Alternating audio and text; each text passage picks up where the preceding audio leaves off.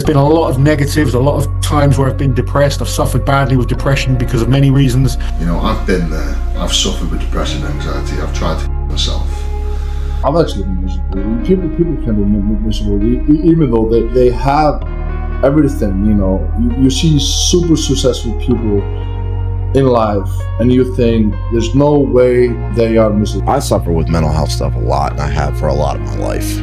I actually went through a stage of really bad depression and anxiety. I have days where I just get up and I just don't want to do anything. You just feel empty inside, and you just don't want to kind of face anything. Lows, I've had a ratchet strapped around my neck, ready to kill myself. You know, that's the lowest of the low for me.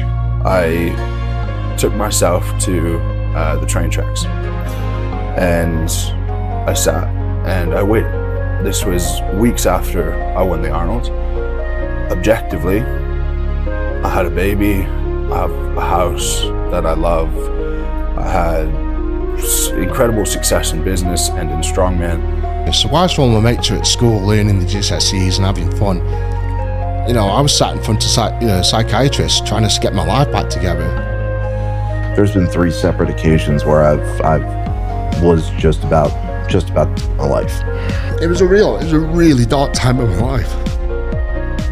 I'm the world's strongest man, and I'm seen as a rock, and a lot of times I can be that. And it's not feeling good enough, not feeling cared for, like nobody gives a shit about you. Everything that you work for means nothing. Just feeling like that for weeks and weeks and weeks is just kind of a slow burn and build up into that inevitable, like I'm just gonna go for a drive and I might not come back. But oftentimes I can't be that for myself. For whatever reason, I just get super overwhelmed with things. I can't block out the noise sometimes in my head. These issues aren't for weak men, they're not for unsuccessful men, they're for a lot of men. You know, you can kind of think that as big, strong men, we don't struggle with any of that stuff. We're powerful, we're calm, we're at ease, we're peaceful inside. Guys have broken marriages, children with illnesses, our own illnesses. The depression can come from so many different things. Sometimes you're put into difficult positions, and that's life. It's very unfair. So many people that listen to this, it's going to help them out, right? Because the fact of the matter is you went through all of this, and look at what you've become. If one person watches this and it helps them, then that's a good thing. Nothing is equal in life, you know, and there is always downtime, you know, there is good time, and usually good time doesn't last long. You know, there is always something coming. Just stay positive and, you know, enjoy always the good things that happen to you. The best thing to do is, you know, talk to someone. You just cannot keep it for yourself. You don't want to be suffering in silence. If you need help, seek help. Find someone you're comfortable with to talk to about these things. Don't feel embarrassed. Don't be shy. Everybody knows you're not alone. Always remember it does get better. There's always light at the end of the tunnel, and you do pull through this. It's good to talk about things, but then it's after, what do we do?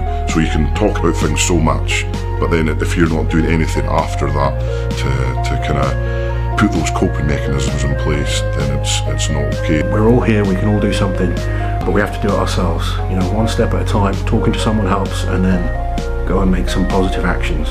First, you have to love yourself first, because that's something many people don't try to do. Because self-love, you know, when you love yourself first and you know yourself, this kind of depression, you can deal with it.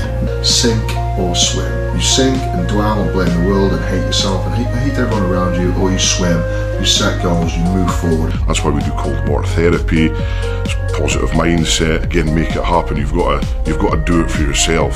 The only thing that got me through life was goal setting. I always had big goal, and it helps for me every day, every situation. I just looking for my goal, and I try to do everything that I reach this goal. The best thing for me is to go to the gym and just, de-stress and kind of just take it out.